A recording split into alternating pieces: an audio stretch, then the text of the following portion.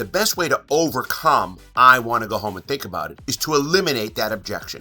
As a professional trainer and a salesperson, one of the hardest objections for me personally to overcome is "I want to go home and think about it."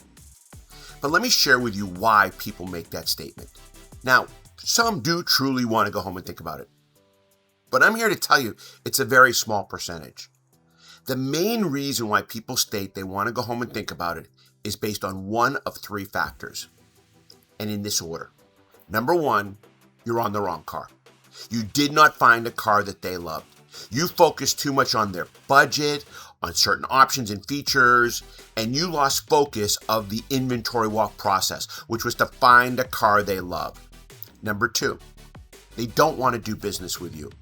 They didn't like you. It has nothing to do with trust or rapport.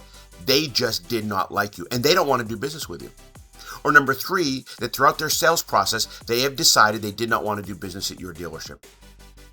Maybe it was the way people got along in the dealership. Maybe it was the way they were served. Maybe it took too long for someone to come out and help them. Maybe the dealership staff was too aggressive, but they didn't want to do business at your dealership. So the best way to overcome "I want to go home and think about it" is to eliminate that objection. How do you eliminate it? You find a car they love. You get them to like you, and you get them to want to do business at your dealership. And if you do that, you will minimize the amount of times people will state, "I want to go home and think about it." Good luck, everyone.